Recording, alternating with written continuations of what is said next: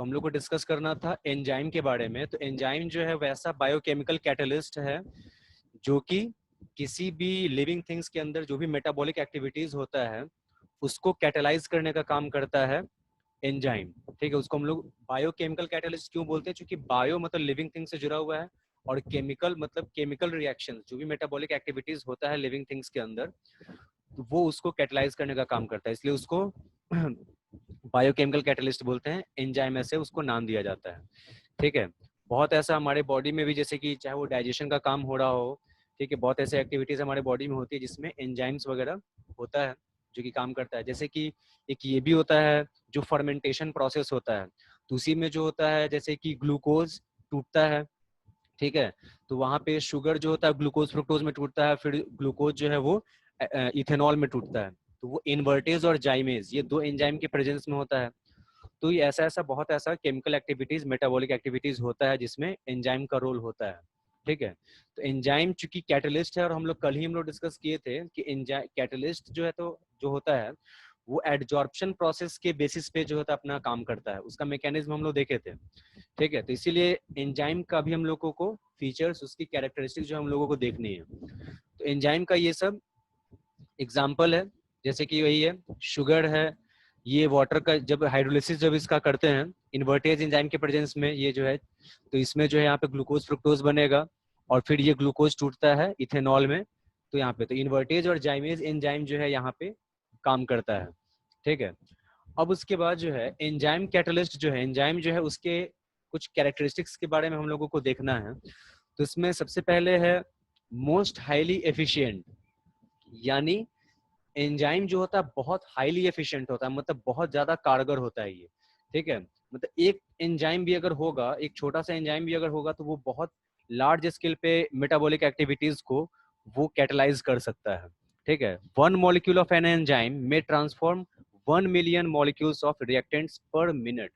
मतलब एक जो है एक एंजाइम का मॉलिक्यूल 1 मिनट में 1 मिलियन मतलब 10 लाख रिएक्टेंट के मॉलिक्यूल्स को कन्वर्ट कर सकता है प्रोडक्ट में। ठीक है, तो वही है 1 मॉलिक्यूल ऑफ एन एंजाइम में transform 1 million molecules of reactants पर मिनट। ठीक है, तो इसीलिए ये बहुत हाईली एफिशिएंट माना जाता है, बहुत ही एफिशिएंट होता है, बहुत ही कारगर होता है एंजाइम। ठीक है, तो ये मोस्ट हाईली एफिशिएंट हुआ, ये इसका एक कैरेक्टरिस्टिक है। फिर उसके बाद हाईली स्पेसिफिक नेचर। ठीक है, बहुत स्पेसिफिक नेचर इसका होता है, मतलब each enzyme is specific for a given reaction. मतलब एक एंजाइम जो होगा वो किसी गिवन रिएक्शन के लिए ही जो होगा वो काम कर सकता है। अब वो एंजाइम सारे रिएक्शन के लिए वो काम नहीं कर सकता है। ठीक है, अब जैसे इस जाइमेज एंजाइम को हम सब जगह जो है यूज करेंगे मेटाबॉलिक एक्टिविटीज में, तो ये सब जगह ये काम नहीं कर सकता है। ठीक है, तो वही है each enzyme is specific for a given reaction, that is one catalyst can not catalyse more than one reaction. यानी एंजाइम इतना स्पेसिफिक नेचर का होता है, ठीक है, जैसे स्पेसिफाई किया जाता है, जैसे कि कोई ये जो जगह है इसी चीज के लिए स्पेसिफाइड है। ठीक है, ये जगह जो होगा वो मतलब रेस्टोरेंट वगैरह के लिए स्पेसिफाइड है, ये जगह जो है वो मतलब केवल इलेक्ट्रॉनिक गुड्स के लिए स्पेसिफाइड है। तो स्पेसिफाई का मतलब इस सेंस में आता है। ठीक है, तो यहाँ पे कैटलिस्ट हाईली स्पेसिफिक नेचर का इसका मतलब है कि कैटलिस्ट जो कोई एक एंजाइम जो है वो किसी पर्टिकुलर रिएक्शन को ही कैटलाइज कर सकता है, उस एंजाइम को दूसरे के लिए हम यूज करना चाहेंगे तो वो नहीं काम करेगा उसमें। ठीक है, तो हाईली स्पेसिफिक नेचर हुआ। फिर इसके बाद highly active under optimum temperature. ठीक है, highly active under optimum temperature मतलब ये एंजाइम जो अपना फंक्शन जो करता है, ठीक है, एंजाइम जो अपना फंक्शन जो करेगा वो एक ऑप्टिमम टेम्परेचर पे, मतलब ये ऑप्टिमम टेम्परेचर का मतलब हुआ ना बहुत हाई टेम्परेचर पे ना बहुत कम टेम्परेचर पे, एक ऑप्टिमम लेवल होता है टेम्परेचर का, उसी पे ये काम करता है। जैसे कि लगभग 298 केल्विन से लेकर 310 केल्विन के टेम्परेचर रेंज, ये ऑप्टिमम रेंज ऑफ टेम्परेचर है जिसमें कोई भी एंजाइम अच्छे से काम कर सकता है। इसीलिए हमारे बॉडी का टेम्परेचर सही से रेगुलेट होना जरूरी है, जिसमें ब्लड वाटर ये सब हेल्प करता है। तो हमारे बॉडी का टेम्परेचर भी सही से होना जरूरी होता है। ठीक है, टेम्परेचर बैलेंस को जो कि ब्लड और वाटर जो होता है वो रेगुलेट करता है। ठीक है, तो वो सही से होना जरूरी है ताकि एंजाइम अपना सही से काम करे। ठीक है, पीएच वैल्यू भी हम लोग देखे हुए हैं वो सब। तो ये सब इस तरह से तो highly active under optimum temperature, the rate of an enzyme becomes maximum at a definite temperature called optimum temperature. यानी जिस टेम्परेचर पे एंजाइम का एक्शन जो होगा वो मैक्सिमम होगा, वो सबसे अच्छे तरह से होगा, वो है ऑप्टिमम टेम्परेचर। ऑप्टिमम रेंज जो है वो एंजाइमिक एक्टिविटी के लिए क्या है, तो 298 केल्विन से लेकर 310 केल्विन तक, ठीक है। उसके बाद highly active under optimum pH, ठीक है। पीएच जो है वो हमारे बॉडी का, वो भी जो है ना बहुत ज्यादा होना चाहिए ना बहुत कम होना चाहिए। ज्यादा भी अगर हो जाएगा तब भी हमारा एंजाइम सही से काम नहीं करेगा, कम भी हो जाएगा तो हमारे एंजाइम सही से नहीं काम करता है, ठीक है। हमारे हम बॉडी में अपना देखे हुए जैसे कि तीर्थ जो है उसका भी पीएच वैल्यू 5.5 के रेंज में रहना चाहिए, उससे कम नहीं होना चाहिए, ठीक है। ब्लड का जो है वो 7.5 ये सब के रेंज में रहना चाहिए, ठीक है। तो इस तरह से जो है वो ये सब पीएच वैल्यू जो है वो रहना जरूरी है ताकि एंजाइम भी अपना काम सही से कर सके, ठीक है। तो the rate of an enzyme is maximum at a particular pH, ठीक है। एक पर्टिकुलर पीएच पे ही जो होता है वो एक्टिव होता है, एंजाइम अपना काम मैक्सिमम अच्छे तरीके से करेगा, उसको ऑप्टिमम पीएच बोलते हैं, ठीक है। तो ये है, तो मतलब एंजाइम जो होगा वो ऑप्टिमम पीएच वैल्यू पे ही अच्छे से काम करता है, ठीक है। तो ये जो है 5 to 7, मतलब 5 से लेकर 7 के बीच में जो है हमारे बॉडी की जो है मतलब ये सब पीएच वैल्यू जो है वो रहनी चाहिए, तब एंजाइम अपना फंक्शन जो है वो मैक्सिमम अच्छे तरीके से करेगा। फिर उसके बाद increasing activity in presence of activators and enzymes, ठीक है। एक्टिवेटर जैसे हम लोग कैटलिस्ट के केस में पढ़े थे, प्रोमोटर और पॉइजन, ठीक है। प्रोमोटर कैटलिस्ट की एफिशिएंसी को बढ़ाता है, पॉइजन कैटलिस्ट की एफिशिएंसी को घटाता है, ठीक है। वैसे ही एक्टिवेटर जो है एंजाइम की एक्टिविटी को बढ़ाएगा, ठीक है। को एंजाइम जो होता है वो बढ़ाता है, इस तरह से। तो वही है एक्टिवेटर बोला जाए या फिर उसको को एंजाइम बोला जाए, जो कि एंजाइम की एक्टिविटी को इंक्रीज करता है, इनहैंस करता है। तो enzymic activity is increased in the presence of certain substances known as coenzymes, ठीक है। तो एग्जांपल में जैसे विटामिन है, ठीक है। Activators are generally metal ions, metal ions जो है वो जो होगा जैसे कि Na+, Mn2+, CO2+, Cu2+, ये सब एक्टिवेटर्स का काम करता है, जो एंजाइम की एक्टिविटी को एक्टिवेट करेगा, बढ़ाएगा, ठीक है। फिर इसके बाद जो है इन्फ्लुएंस ऑफ पॉइजन्स और इनहिबिटर्स, ठीक है। पॉइजन या इनहिबिटर ये क्या करता है, तो एंजाइम की एक्टिविटी को इनहिबिट करेगा, रोकेगा, ठीक है। तो enzymic activity is decreased in the presence of certain substances known as inhibitors और पॉइजन्स, जैसे ड्रग्स है, ठीक है। तो ये एंजाइम की एक्टिविटी को, तो ड्रग्स जो होता है मतलब दवा भी अगर बहुत ज्यादा अगर ली जाए, ठीक है, तो वो भी एंजाइम की एक्टिविटी को, इसीलिए बहुत ज्यादा ये एलोपैथिक जो हम लोग दवा लेते हैं, ड्रग्स जो लेते हैं, ठीक है, मेडिसिन, तो वो जो होता है हमारे लिए हार्मफुल इसी मायने में हो जाता है क्योंकि ये हमारे एंजाइम की एक्टिविटी को रोकता है, कम करता है, ठीक है। उसके उस पर नेगेटिव इम्पैक्ट डालता है, इसीलिए ज्यादा उसका यूज करने से बचना चाहिए, ठीक है। तो इस तरह से ये जो है these are characteristics of enzyme, ठीक है। हाईली एफिशिएंट नेचर का होता है, ठीक है। उसके अलावा हाईली स्पेसिफिक नेचर का होता है, उसके अलावा जो है वो ऑप्टिमम टेम्परेचर पे ही काम करेगा, उसके अलावा ऑप्टिमम पीएच वैल्यू पे ही काम करेगा। एक्टिवेटर के प्रेजेंस में जो होता है इसकी एक्टिविटी बढ़ जाती है या कोएंजाइम के प्रेजेंस में, और इनहिबिटर या पॉइजन के प्रेजेंस में इसकी एक्टिविटी जो है डिक्रीज कर जाती है। फिर इसके बाद कॉलॉइड्स की बात करनी है, ठीक है। कॉलॉइड्स क्या होता है, तो कॉलॉइड जो है ये वैसा हेट्रोजीनियस, अब इसमें ये चीज है कि एंजाइम जैसे जिस तरह से बताया गया था, एडजॉर्प्शन कैटलिस्ट जिस तरह से एडजॉर्प्शन प्रोसेस के थ्रू अपनी एक्टिविटी करता है, वो अपना काम जिस तरह से एडजॉर्प्शन प्रोसेस के मैकेनिज्म के थ्रू करता है, वैसे ही एंजाइम भी एडजॉर्प्शन प्रोसेस के ही थ्रू करता है, ठीक है। जिसमें कि जैसे कि जो रिएक्टेंट का जो मॉलिक्यूल होता है, तो रिएक्टेंट का मॉलिक्यूल का एक पर्टिकुलर कोई शेप होता है, तो एंजाइम जो होगा वो उससे, वो रिएक्टेंट क्या होता है एंजाइम में जाके अटैच हो जाता है, मतलब उससे जब उस पे जाके एडजॉर्ब हो जाता है, ठीक है। उसके बाद जो भी मेटाबॉलिक एक्टिविटीज होना होगा, जो होना होगा वो सब वहां पे हो जाता है एंजाइम के सरफेस पे, और फिर वहां से फिर वो हट जाएगा और एंजाइम अपना निकल गया, ठीक है। तो जिस तरह से एडजॉर्प्शन प्रोसेस के थ्रू कैटलिस्ट काम करेगा, ठीक वैसे ही जो है वो एंजाइम भी अपना फंक्शन करता है। इसका फिगर भी जो है वो अपने बुक में जो है वो देख सकते हैं, उसका फिगर जो है वो दिया हुआ है। तो एडजॉर्प्शन प्रोसेस के ही थ्रू ये भी जो है अपना एंजाइम भी अपना काम करता है, ठीक है। तो इस तरह से जो है वो एंजाइम का भी अगर पूछता है कि किस तरह से ये काम करेगा तो उसको हम लोग ऐसे बता सकते हैं। ठीक है, फिर इसके बाद कॉलॉइड्स की बात है। तो कॉलॉइड जो है ये हम जानते हैं ये एक हेट्रोजीनियस मिक्सचर होता है। देखने में लगेगा कि होमोजीनियस है लेकिन होता है हेट्रोजीनियस होता है, जिसमें कि डिस्पर्स्ड फेज का जो पार्टिकल होगा, ठीक है, डिस्पर्स्ड फेज का जो पार्टिकल होगा वो डिस्पर्सन मीडियम में सस्पेंडेड रहता है। सस्पेंडेड का मतलब क्या हुआ, वो उसमें पूरी तरह से मिलता नहीं है। ठीक है, तो उसको हम लोग बोलते हैं कॉलॉइडल सॉल्यूशन बोलते हैं या कॉलॉइड बोलते हैं। तो colloids are the heterogeneous solution in which one substance is dispersed phase as very fine particles is suspended in another substance called dispersion medium। ठीक है, तो particles of colloidal solution are larger than that of solution। जैसे कि हम लोग जानते हैं एक होता है ट्रू सॉल्यूशन सॉल्यूशन, ठीक है, एक होता है कॉलॉइडल सॉल्यूशन, एक होता है सस्पेंशन होता है। तो सॉल्यूशन में पार्टिकल की साइज सबसे छोटी होती है, कॉलॉइडल सॉल्यूशन में उससे साइज बड़ी होगी, सस्पेंशन में सबसे बड़ी साइज होती है पार्टिकल की साइज। ठीक है, तो उसमें पार्टिकल्स ऑफ कॉलॉइडल सॉल्यूशन जो है वो सॉल्यूशन के कंपैरिजन में ज़्यादा है। ठीक है, तो their range of diameter is between 1 to 1000 nanometre, 1 से लेकर 1000 नैनोमीटर के बीच में होता है। ठीक है, कॉलॉइडल सॉल्यूशन के पार्टिकल की साइज। ठीक है, तो ये है इसका कॉलॉइडल सॉल्यूशन की बात। तो कॉलॉइडल सॉल्यूशन जो है इसका जैसे कि प्रॉपर्टीज हम लोग 9th क्लास में जैसे ये सब चीज पढ़ा हुआ कि कॉलॉइडल सॉल्यूशन जो होता है वो टिंडल इफेक्ट शो करता है। ठीक है, टिंडल इफेक्ट मतलब जब भी लाइट अगर इस पे पड़ेगा कॉलॉइडल सॉल्यूशन पे तो ये लाइट को क्या कर देता है, स्कैटर कर देता है डिफरेंट मीडियम में। ठीक है, इसको हम लोग बोलते हैं टिंडल इफेक्ट, जिसकी वजह से ये जिस कलर का लाइट स्कैटर करेगा उस कलर का वो सॉल्यूशन दिखेगा। कॉलॉइडल सॉल्यूशन जो है वो टिंडल इफेक्ट शो करता है। ठीक है, उसके अलावा कॉलॉइडल सॉल्यूशन जो है वो स्टेबल होता है, यानी इसके पार्टिकल को हम छोड़ देंगे, ये कॉलॉइडल सॉल्यूशन को जब हम छोड़ देंगे तो इसका पार्टिकल नीचे बैठेगा नहीं, तो ये स्टेबल माना जाता है।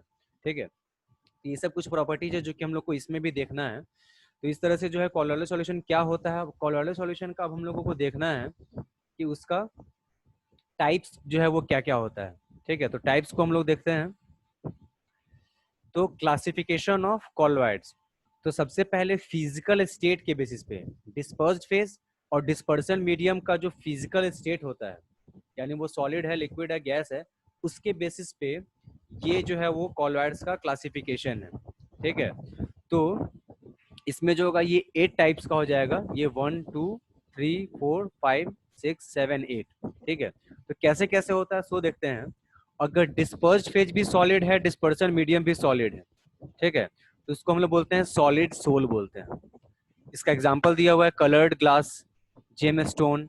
ठीक है, अगर डिस्पर्स्ड फेज सॉलिड हो, डिस्पर्सन मीडियम लिक्विड हो, तो इसको हम लोग सोल बोलते हैं। ठीक है, जैसे पेंट है, ठीक है, सेल फ्लूइड है। उसके अलावा अगर डिस्पर्स्ड फेज सॉलिड हो, डिस्पर्सन मीडियम जो है वो गैस हो, ठीक है, तो वैसे केस में होता है एरोसोल। ठीक है, एरोसोल उसको बोलते हैं हम लोग। जैसे स्मोक होता है, डस्ट होता है। ठीक है, स्मोक होता है जिसमें सॉलिड जो है डस्ट पार्टिकल के रूप में जो होता है उसमें रहेगा। उसके अलावा अगर डिस्पर्स फेज लिक्विड हो, डिस्पर्सन मीडियम सॉलिड हो, इसको हम लोग जेल बोलते हैं। जेल, जैसे चीज है, बटर है, जेलीज है, ये सब एग्जाम्पल में आ जाएगा। तो अगर पूछ सकता है मान लो कि जेल जो है वो कैसा कॉलॉइडल सॉल्यूशन है, तो जेल जो है वैसा कॉलॉइडल सॉल्यूशन है जिसमें डिस्पर्स फेज लिक्विड होगा, डिस्पर्सन मीडियम सॉलिड होगा, और इसका एग्जाम्पल जो है वो बताया जा सकता है। फिर अगर सॉलिड डिस्पर्स फेज भी लिक्विड और डिस्पर्सन मीडियम भी लिक्विड, उसको हम लोग इमल्शन बोलते हैं। इसके बारे में इस चैप्टर में हम लोगों को इमल्शन के बारे में डिटेल में पढ़ना है। जैसे इसके एग्जांपल में मिल्क आता है, हेयरी क्रीम आता है। ठीक है, हेयर क्रीम। फिर उसके अलावा डिस्पर्स्ड फेज अगर लिक्विड हो, डिस्पर्जन मीडियम अगर गैस हो, तो इसको हम लोग एरोसोल बोलते हैं। एरोसोल यहाँ पे दो है। ठीक है, दोनों में कॉमन क्या है, डिस्पर्सन मीडियम गैस है। ठीक है, तो वो है, तो डिस्पर्सन मीडियम जब गैस होगा तो दो तरह, तो एक ही सोल हो सकता है कॉलॉइडल सॉल्यूशन, एक एरोसोल, वही एरोसोल होगा। डिस्पर्सन मीडियम जब गैस होगा तो टाइप्स ऑफ कॉलॉइड कैसा होगा, एरोसोल। तो इसके एग्जांपल में क्या आ जाएगा, तो फॉग है, मिस्ट है, क्लाउड है, जहाँ पे डिस्पर्स्ड फेज लिक्विड है, डिस्पर्सन मीडियम गैस है। जो फॉग होता है तो उसमें लिक्विड डिस्पर्सन मीडियम कैसे है, जो वाटर ड्रॉपलेट्स होता है वो लिक्विड है वहाँ पे। ठीक है, और जो एयर है वहाँ पे वो गैस है। तो एयर जो है गैसियस मीडियम है, और उसमें वाटर ड्रॉपलेट जो है वो फ्लोट कर रहा है, ठीक है। तो इसीलिए जो है वो वहाँ पे उसको एरोसोल कहा जाता है। तो वहाँ पे जो फॉग है, वहाँ पे लिक्विड जो है वो डिस्पर्स्ड फेज है, और एयर जो है वो डिस्पर्सन मीडियम है, ठीक है। ये चीज हो जाता है इसका।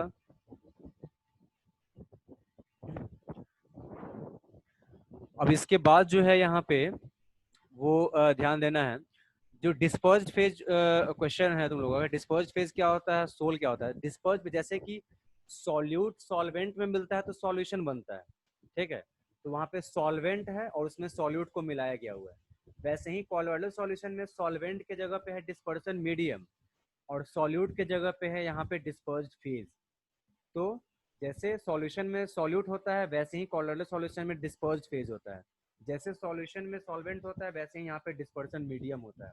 तो यहाँ पे डिस्पर्स्ड फेज का जो पार्टिकल है वो डिस्पर्सन मीडियम में सस्पेंडेड होता है, यानी इसमें पूरी तरह से मिलता नहीं है, इसीलिए ये हेट्रोजीनियस है, ठीक है। और सोल तो हम लोग देखे ही हैं, सोल क्या है, जिसमें डिस्पर्स्ड फेज सॉलिड है, डिस्पर्सन मीडियम लिक्विड है, उसको हम लोग सोल बोलते हैं, जिसका एग्जांपल ये है, ठीक है। फिर इसके बाद अगर डिस्पर्स्ड फेज गैस हो, डिस्पर्सन मीडियम सॉलिड हो, ठीक है, तो वैसे केस में उसको बोला जाता है सॉलिड सोल बोला जाता है, ठीक है। डिस्पर्स्ड फेज गैस हो, डिस्पर्सन मीडियम लिक्विड हो, उसको फोम बोला जाता है। ये सब उसका एग्जाम्पल है। तो इस तरह से जो है इसका ये सब टाइप्स है। तो यहाँ पे ये सब जो है इसका देखा जा सकता है। गैस डिस्पर्स्ड फेज और गैस डिस्पर्सन मीडियम ये नहीं होता है, ठीक है। गैस डिस्पर्स्ड फेज और गैस डिस्पर्सन मीडियम ये कॉलॉइडल में नहीं आएगा, क्योंकि दो गैस जब मिलेगा तो वो तो पूरी तरह से मिल जाएगा, होमोजीनियस हो जाएगा, तो हेट्रोजीनियस तो हो ही नहीं सकता है, ठीक है। तो इसलिए गैस और गैस वाला बस एक नहीं है, बाकी सब है, ठीक है। 3 सॉलिड का है, 3 लिक्विड का है, गैस का बस 2 ही है। तो इस तरह से physical state of dispersed phase और डिस्पर्सन मीडियम के बेसिस पे ये 8 टाइप्स ऑफ कॉलॉइडल सॉल्यूशन है। अब इसके बाद है यहाँ पे डिस्पर्स्ड फेज और डिस्पर्सन मीडियम के बीच में इंटरैक्शन, ठीक है। अट्रैक्शन जो है, दोनों एक दूसरे से कैसे इंटरैक्ट करता है, किस तरह से अटैच्ड है, ठीक है। इसके बेसिस पे कॉलॉइडल सॉल्यूशन जो होता है वो 2 तरह का होता है, एक लायोफिलिक होता है और एक लायोफोबिक होता है। Lyophilic, lyophobic. फोबिक का मतलब भी हम जानते हैं, जहाँ पे वो हेट वाला होता है, जो दूर भागता है, और फिलिक का मतलब होता है लविंग, अट्रैक्टिंग। तो डिस्पर्स्ड फेज और डिस्पर्सन मीडियम के बीच में इंटरेक्शन किस तरह का है, उसके बेसिस पे लायोफिलिक सोल होता है और लायोफोबिक सोल होता है, ठीक है। या लायोफिलिक कॉलॉइड बोला जाएगा या लायोफिलिक सोल बोला जाएगा। सोल अगर वर्ड कहीं भी यूज किया जा रहा है, इसका मतलब है कि कॉलॉइडल सॉल्यूशन की ही वो बात कर रहा है, ठीक है। तो colloidal solution in which dispersed phase is attracted towards the dispersion medium is called lyophilic। Philic का मतलब पहले ही बताया, जब जो अट्रैक्ट होता है उसकी तरफ, ठीक है। तो यहाँ पे डिस्पर्स्ड फेज और डिस्पर्सन मीडियम एक दूसरे से अट्रैक्टेड होता है। तो यहाँ पे इंटरेक्शन किस तरह का है दोनों के बीच में, अट्रैक्टिव है। डिस्पर्स्ड फेज और डिस्पर्सन मीडियम के बीच में जो इंटरेक्शन है वो अट्रैक्टिव है, ठीक है। डिस्पर्स्ड फेज का पार्टिकल डिस्पर्सन मीडियम की तरफ अट्रैक्टेड होता है, तो ये होता है लायोफिलिक। तो ये रिवर्सिबल सॉल्यूशन होता है, मतलब इसमें डिस्पर्स फेज और डिस्पर्सन मीडियम के जो पार्टिकल है उसको हम लोग सेपरेट कर सकते हैं, मतलब रिवर्स हो सकता है, ठीक है। इट इज क्वाइट स्टेबल, ठीक है। ये स्टेबल होता है। स्टेबल होने का मतलब कि इसका पार्टिकल जो होगा वो सेटल डाउन नहीं करेगा, प्रेसिपिटेट के रूप में नीचे जाकर बैठेगा नहीं। तो वही है, it is quite stable and can not be precipitated easily, ठीक है। इसको प्रेसिपिटेट हम नहीं बना सकते हैं, मतलब ये नीचे जाकर सेटल डाउन नहीं करेगा। जो नीचे जाकर सेटल डाउन कर जाता है उसको हम लोग प्रेसिपिटेट बोलते हैं। तो चूंकि लायोफिलिक कॉलॉइड जो होता है वो स्टेबल होता है, ठीक है। क्यों स्टेबल होता है, क्योंकि इसका पार्टिकल सेटल डाउन नहीं करता है, ठीक है, वो प्रेसिपिटेट नहीं बनेगा, इसीलिए स्टेबल होता है। तो लायोफिलिक कॉलॉइड क्या होता है उसका डेफिनेशन, उसके अलावा रिवर्सिबल होता है, स्टेबल होता है, और उसको हम लोग प्रेसिपिटेट में आसानी से नहीं कन्वर्ट कर सकते हैं, ठीक है। क्वेश्चन ऐसा पूछता है कि लायोफिलिक सॉल्यूशन जो है, लायोफिलिक सोल जो है कॉलॉइडल सॉल्यूशन लायोफिलिक, वो स्टेबल क्यों है, because their particles do not settle down when they are left for some time. कुछ देर के लिए अगर छोड़ दिया जाए तो वो उसका पार्टिकल सेटल डाउन नहीं करता है, प्रेसिपिटेट नहीं होगा, ठीक है। लायोफोबिक जस्ट इसका उल्टा होता है। लायोफोबिक में क्या है, डिस्पर्स फेज का पार्टिकल डिस्पर्सन मीडियम से अवे जाता है, उससे रिपेल होता है, ठीक है, वो होता है लायोफोबिक। फोबिक मतलब डिस्पर्सन मीडियम से डिस्पर्स फेज का पार्टिकल हेट करता है, उससे अवे जाता है, तो वो लायोफोबिक हो जाएगा। तो जैसे लायोफिलिक रिवर्सिबल है तो लायोफोबिक इरिवर्सिबल हो जाएगा। लायोफिलिक स्टेबल होता है, लायोफोबिक जो है वो अनस्टेबल होता है। लायोफिलिक को हम लोग प्रेसिपिटेट में चेंज नहीं कर सकते हैं, लायोफोबिक को हम लोग प्रेसिपिटेट में कन्वर्ट कर सकते हैं। तो ये डिफरेंसेज भी पूछा जा सकता है, लायोफिलिक कॉलोइड और लायोफोबिक कॉलोइड के बीच में डिफरेंसेज भी पूछा जा सकता है, ठीक है। तो ये अच्छे से क्लियर रहना चाहिए इसका। तो डिस्पर्स्ड फेज और डिस्पर्सन मीडियम के बीच में इंटरेक्शन कैसा है, उसके बेसिस पे ये दो तरह का कॉलोइडल सॉल्यूशन हो जाएगा, सोल जो है ये हो जाएगा, ठीक है। तो वही है। अब इसके बाद जो है on the basis of size of particles of dispersed phase, ठीक है, डिस्पर्स्ड फेज के पार्टिकल का साइज किस तरह का है उसके बेसिस पे तीन तरह का कॉलोइडल सोल होता है। एक होता है मल्टी मॉलिक्यूलर, एक मैक्रोमोलिकुलर और एक एसोसिएटेड कॉलोइड। ये एसोसिएटेड कॉलोइड ही जो है मिसेल है। मिसेल के बारे में हम लोग क्लास 10th में पढ़े हुए हैं, ठीक है, कि मिसेल क्या होता है। मिसेल फॉर्म करके ही सोप या डिटर्जेंट जो होता है वो अपना क्लीनिंग एक्शन करता है। तो मिसेल जो है ये एसोसिएटेड कॉलोइड का ही एग्जाम्पल होता है, ठीक है। तो वो हम लोग देखेंगे, उसको भी डिटेल में देखना है। तो डिस्पर्स फेज के पार्टिकल का साइज क्या है, किस तरह का है, उसके बेसिस पे ये तीन तरह का कॉलोइड है, मल्टी मॉलिक्यूलर, मैक्रोमोलिकुलर और एसोसिएटेड। तो multi molecular, the colloids which are formed when a large number of atoms or smaller molecules of a substance aggregate to form particles। मतलब मल्टी मॉलिक्यूलर, मल्टी मॉलिक्यूलर का मतलब ये होता है कि बहुत सारा मॉलिक्यूल, ठीक है। तो बहुत सारा जब छोटा छोटा मॉलिक्यूल जब आपस में मिल के एक ऐसा पार्टिकल बना दे, एक ऐसा मॉलिक्यूल बना दे जो कि जिसका साइज कॉलोइडल रेंज में हो, जो कि 1 से लेकर 1000 नैनोमीटर के बीच में होता है। तो जब बहुत सारा छोटा छोटा पार्टिकल, बहुत छोटा छोटा मॉलिक्यूल्स आपस में मिल के एग्रीगेट करके, ठीक है, आपस में मिल के जो है एक नया पार्टिकल बनाए जो कि जिसका साइज जो है वो कॉलोइडल रेंज में हो, उसको बोला जाता है मल्टी मॉलिक्यूलर कॉलोइड। तो colloids which are formed when a large number of atoms or smaller molecules of a substance aggregate to form particles having size in the colloidal range, ठीक है, on dissolution in the dispersion medium। मतलब जैसे ही disperse phase के particle को dispersion medium में जब डाला जाता है उसका पार्टिकल आपस में एग्रीगेट कर जाता है और कॉलोइडल रेंज के साइज का पार्टिकल बना देता है। उस तरह से मल्टी मॉलिक्यूलर कॉलोइड बन जाएगा। तो जब पार्टिकल्स को डिस्पर्सन मीडियम में डाला जाएगा वो पार्टिकल्स एग्रीगेट करेगा, मिलेगा, और जो पार्टिकल बनाएगा डिस्पर्स फेज का वो कॉलोइडल रेंज में होता है, ठीक है। इस तरह से बनता है मल्टी मॉलिक्यूलर कॉलोइड बनता है। जैसे इसके एग्जांपल में गोल्ड सोल है, सल्फर सोल है, ये होता है मल्टी मॉलिक्यूलर कॉलोइड्स का, ठीक है। फिर इसके बाद आता है मैक्रो मॉलिक्यूलर। तो मल्टी मॉलिक्यूलर में क्या हो गया, बहुत सारा मॉलिक्यूल एग्रीगेट करके कॉलोइडल रेंज का पार्टिकल बनाएगा जब डिस्पर्सन मीडियम में डालते हैं तब, ठीक है। तो उसको हम लोग बोलते हैं मल्टी मॉलिक्यूलर। और macro molecular, the colloids in which macromolecules form colloidal solution in which the size of macromolecules may be in the colloidal range। मतलब ये वैसा colloidal solution होता है जिसमें जो मैक्रो मॉलिक्यूल्स होता है, मैक्रो मॉलिक्यूल जैसे क्या होता है, विटामिन होता है, प्रोटीन होता है, ये सब मैक्रो मॉलिक्यूल्स है। तो ये सब जब डिस्पर्सन मीडियम में जब ऐड होगा तो ये सब बनाता है मैक्रो मॉलिक्यूलर कॉलोइड बनाता है, ठीक है। जिसमें इन मैक्रो मॉलिक्यूल्स का साइज जो होता है वो कॉलोइडल रेंज में होता है, 1 से लेकर 1000 नैनोमीटर के बीच में।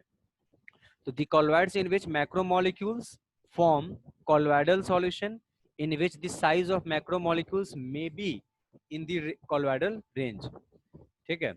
तो जैसे कि प्रोटीन है, विटामिन है, ये सब मैक्रो मॉलिक्यूलर कॉलोइड्स में आता है, यानी ये सब भी कॉलोइड ही है। जो प्रोटीन विटामिन हमारे बॉडी में है जो जाता है वो सब जो है वो भी कॉलोइड है, ठीक है।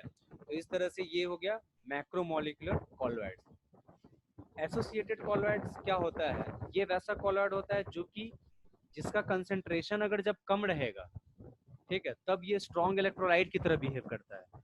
और जब जैसे ही इसका कंसेंट्रेशन अगर बढ़ेगा, तब ये जो होता है वो कॉलॉइड आपस में एग्रीगेट करके और बना देता है, कॉलॉइडल सॉल्यूशन बना देता है। तो these are substances which at lower concentration behave as normal strong electrolyte. यानी ये वैसा सब्सटेंस है जो कि कंसेंट्रेशन कम रहेगा तो स्ट्रॉन्ग इलेक्ट्रोलाइट की तरह बिहेव करता है, और जब कंसेंट्रेशन हायर होगा but at higher concentration show colloidal behaviour due to the formation of aggregated particles. क्योंकि जैसे ही कंसेंट्रेशन बढ़ता है, सारा पार्टिकल एग्रीगेट कर जाता है, एग्रीगेट करके और कॉलॉइडल पार्टिकल्स बना देता है। ठीक है, क्योंकि कॉलॉइडल पार्टिकल्स जो है उसका उसकी साइज जो है वो सॉल्यूशन वगैरह से ज्यादा ही होती है। ठीक है, तो इन्हीं को हम लोग बोलते हैं एसोसिएटेड कॉलॉइड्स। ठीक है, या इसको मिसेल भी बोला जाता है, जो भी हम बोले हैं। ठीक है, इस तरह से जो है इसका ये मिसेल या एसोसिएटेड कॉलॉइड्स की बात होती है। तो these are substances which at lower concentration behave as normal strong electrolyte but at higher concentration show colloidal behaviour. Concentration जब लो रहेगा, कम रहेगा, तो वैसे केस में स्ट्रॉन्ग इलेक्ट्रोलाइट की तरह बिहेव करता है। इलेक्ट्रोलाइट जानते ही हैं, जो कैटायंस एनायंस में ब्रेक करता है जब इलेक्ट्रिसिटी पास करवाई जाए। ठीक है, तो जब कंसंट्रेशन कम है तो स्ट्रॉन्ग इलेक्ट्रोलाइट की तरह बिहेव करेगा। जैसे ही हाई कंसंट्रेशन पे पहुंचेगा तो आपस में एग्रीगेट करके और कॉलॉइडल रेंज का पार्टिकल बना देता है। ठीक है, इसको हम लोग बोलते हैं एसोसिएटेड कॉलॉइड। एसोसिएट हो रहा है, आपस में मिल रहा है, इसलिए इसको एसोसिएटेड बोला जाता है। ठीक है, तो हायर कंसंट्रेशन पे ही ये एसोसिएट करेगा, कम कंसंट्रेशन पे नहीं। हम लोग याद होगा मिसल वाले में क्या है, जब हम लोग उसको अच्छे से साबुन या डिटर्जेंट वगैरह जब रगड़ते हैं तो कंसंट्रेशन को वहाँ पे हम बढ़ाते हैं, इसीलिए क्या हो जाता है वो सब एग्रीगेट करता है स्फेरिकल फॉर्म में, डस्ट के चारों तरफ, स्टेन के चारों तरफ वो एग्रीगेट हो जाता है, जिससे वो मिसल का फॉर्मेशन करता है। तो मिसल तुरंत नहीं बन जाता है, जब अच्छे से उसको हम मिलाते हैं, ठीक है, तब जाके वो मिसल का फॉर्मेशन करता है, क्योंकि इससे कंसंट्रेशन बढ़ता है और तब जाके वो एसोसिएट करता है। तो इस तरह से जो है इसका ये चीज हो जाएगा। ठीक है, तो एसोसिएटेड कॉलॉइड, तो जिस कंसंट्रेशन पे एसोसिएटेड कॉलॉइड का फॉर्मेशन होता है उसको बोला जाता है क्रिटिकल मिसल कंसंट्रेशन, सीएमसी। ठीक है, सीएमसी वो कंसंट्रेशन है जिस कंसंट्रेशन पे मिसल का फॉर्मेशन होता है। क्योंकि मिसल का फॉर्मेशन कम कंसंट्रेशन पे नहीं होता है, एक पर्टिकुलर कंसंट्रेशन पे जाकर ही होगा। जब कंसंट्रेशन बढ़ा देंगे तो जैसे ही बढ़ाए तो बढ़ाते बढ़ाते एक ऐसा कंसंट्रेशन लेवल पहुंचेगा जहां पे मिसल का फॉर्मेशन हो जाएगा। तो जिस कंसंट्रेशन पे मिसल का फॉर्मेशन होता है उसको क्रिटिकल मिसल कंसंट्रेशन बोलते हैं, सीएमसी। और जिस टेम्परेचर पे जाकर बनता है मिसल उसको क्राफ्ट टेम्परेचर बोलते हैं, क्राफ्ट, KRAFT, क्राफ्ट टेम्परेचर। ठीक है, तो वो भी इसमें लिखवाया गया है, ये आगे वाले पेज में होगा। ठीक है, तो इस तरह से ये जो है ये कॉलॉइडल सॉल्यूशन का 3 तरह का क्लासिफिकेशन देखिए। एक हो गया फिजिकल स्टेट के बेसिस पे, एक हो गया डिस्पर्स फेज, डिस्पर्जन मीडियम के बीच में इंटरेक्शन किस तरह का है उसके बेसिस पे, और एक हो गया डिस्पर्स फेज में पार्टिकल का साइज किस तरह का है उसके बेसिस पे। तो तीनों के बेसिस पे क्वेश्चन ऐसे भी पूछा जा सकता है, एक्सप्लेन दी टाइप्स ऑफ या types of colloidal solution on the basis of interaction of dispersed phase and dispersion medium, ऐसे क्वेश्चन पूछा जाएगा। तो वहाँ पे लायोफिलिक लायोफोबिक बताना होगा। Explain the types of colloidal solution on the basis of size of dispersed phase particles। ठीक है, तो वहाँ पे मैक्रोमोलिकुलर, मल्टीमोलिकुलर, एसोसिएटेड ये बताना होगा। तो इस तरह से जो है ये सब क्लासिफिकेशन ऑफ कॉलॉइड्स होता है। ठीक है, तो ये आई होप आप ये अच्छे से तरह से समझ में आ ही गया होगा। ठीक है, तो इसको